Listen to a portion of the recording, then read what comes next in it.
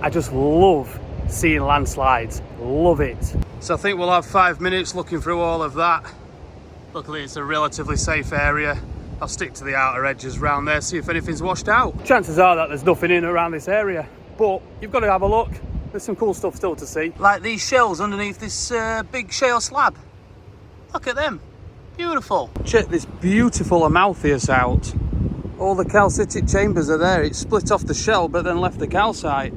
That's beautiful, that. So this piece of Ammonite is Androgynoceras. It's a little bit crushed here, but the good thing is we can just flip it round and pre-prep from that side. Not a bad little find for the start of the day. I know some of you might think this is ridiculous and people put stuff down there and whatnot, but this is literally what it's like sometimes. So I've just walked from along there. I come down to here and I spot this nodule right here, look. An Elegantisera sticking out there. Oof. I mean, all of this is really warm, but this will split off. There might be a couple of others underneath it, so I'll do that and we'll see if we can get anything nice out of it. So as you can see, this is just absolutely obliterated. I did get a tiny little one out of it. It's not terrible. So I've just given it another tap. Look, there's 1, 2 ammonites right there, and you look underneath, there's probably more. I think I'm going to put that in my bag for now. I might leave it though, I don't know. So today I'm hunting in the middle lias and the lower lias. Some of my best finds have come from here, like the big plesiosaur vertebrae, the crinoid that I found recently, the skull of something recently, cannonballs, everything, bigger Maltheuses. I've had some incredible finds from this location, so let's crack on and see if we can get any more amazing fossils. There's always more to find. So these are the issues that we deal with. So this block is containing multiple Pleroceras. So one there, look, one there, look. There's another one down here where it's all worn away, and there's probably more inside. But this material doesn't preserve it very well. So we're just going to hit it with the hammer and hope for the best and see if we get a split on one. If we don't, that's the way it goes. You just stick it back in the sea to get destroyed. So unfortunately, as predicted, it was just all rubbish. Nothing's preserved well inside. As you can see, it's just all crushed up pieces. The only tiny thing that came out of it was this little Pleroceras right here, and there's another one I think right behind it somewhere, but that'll leave on the beach. Well, these blocks are usually absolutely destroyed, but in this case you get to see all the wonderful shells. Check these out, all really well preserved, not bad. And that is a big block. So this looks like an interesting block. Looks like a couple of Harpoceras. There's another one right there, look. But the ribbing patterns look a little bit different. They could be Claviceras, I might be wrong. Or they might be the rarer type of Harpoceras, so we'll have to wait and see until we get back, but they'll be coming back with me. Lovely. I can see a cannonball fresh out. Oh, come on, be all in there. Have some stuff in that. There's an Elegantisera on top, so that's got really good potential.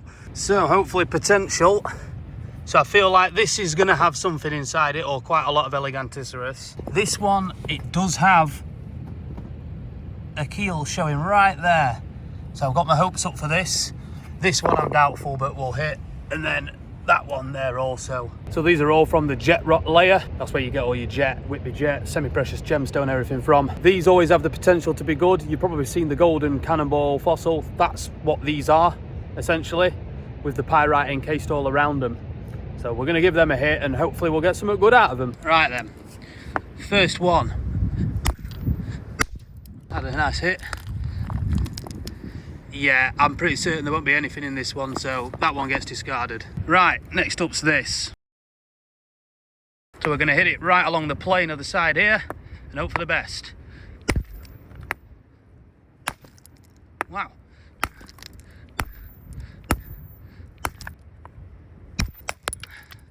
Right. Wow, that's hard. So we'll give it one more hit along here, and if it doesn't, nothing's in it, nothing's in it.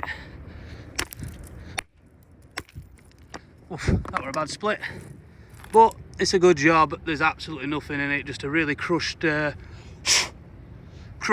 of stuff. Right, I haven't had a good cannonball in a long time, so I'm hoping this splits perfectly.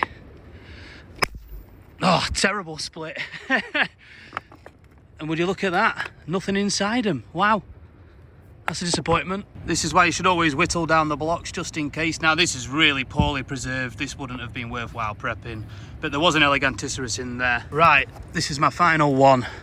I'm gonna give this one big whack and hope for it. Oh, terrible split. So there is a few in there, so we'll whittle this block down and see if there's anything worthwhile taking. What a shame. You see all the oil that's come out, that's been trapped in there for millions of years, and that's what the jet rot layer is. Cool though to see. So I'm pretty pleased with this. So there's a tiny little Amaltheus here, or a Pleuroceros. But right there, look, is a gastropod. And they're pretty damn rare in Whitby. So that'll come back with me, that. I've only had one other example from this location of a gastropod. Very pleased. So this is by no means what I'd usually take back, but this is absolutely jam-packed with fish scales. And there's a couple of little Eleganticeros ammonites in there. So I think I'm going to take that back, because that's an interesting piece, that. Well, the seas have really moved some material around, so I've just picked up this and give this a hit. Look at that, little Hildoceros, lovely. And then same again, another Hildoceros. Beautiful specimens. Very pleased with them. Look at that, entrapped in this shale block. Now this might split apart poorly, but we'll try and get it out. So at first, all we saw was this, but unfortunately we turn it over. So all this, the middle has just completely imploded. When fossilization happened, all the gas that was in the inner chambers got trapped inside from the sediment, and then it just blew it up inside. What a shame, because that would have been a corker, that. Lovely specimen. A little bit of a worn one here, that'll have a middle, but round this side, look. One there, a bit worn on that side, but that's fine. And another one. So that's a nice triple at the very minimum. I'll take that back. Don't you just love it when an unsuspecting nodule has something really, really good in? Well, I'm walking back to the car. I just turned around to give this nodule a hit. I just spotted it out of the corner of my eye, and... big Hildy.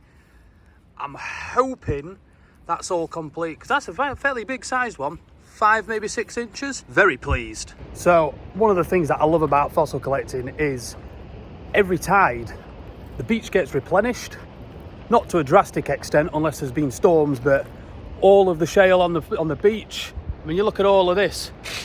Whoa, right in front of me, that was a big cliff fall. Well, not big, but at least it's something. Just there, a little bit came down from up there. And this is why you try and stay away from the cliffs, at least 15 feet away. But the cliffs are always falling. You've really got to watch out. So yeah, as I was saying, the beaches get replenished every day. So there's always fresh material to see. The cliffs are falling in the winter, more material. The tides wash it all out onto the shoreline. There's no need to go anywhere near the cliffs. It'll all get dragged out. And some of my best finds have been on the shoreline. So I've just found another one of those blocks like I did earlier on. All fish scales in them. Try and get a close up for you. It's all fish material. It's nothing ever really worth taking back, but it's pretty to see. Plus there's no ammonites in this one. So just to reiterate my point about staying away from the cliffs and looking along the shoreline, I'm going to show you something what I've just found right down near my feet. In here and right there. So right there I found an ichthyosaur rib. Very cool. And then you look down here, look. There's a worn out Pleuroceros there. There is, put that down, a DAC right here. Yeah, a cannonball nodule, and that's all in this tiny little vicinity. It can be as easy as that. Right, we're heading back to the car now. Low tide's just ended, so got about 2-3 hours left before the tide rushes in and stops me from getting off the beach. Well, the light's really going in now. Looks lovely out there, but it's time for me to go home. But there is one last thing I found. Just picked up this usual block that I see. Belemnites everywhere. Few nice ammonites, few imprints, so there's probably more in there. That's the other side of it. We'll take that home and prep that. Might come out nice.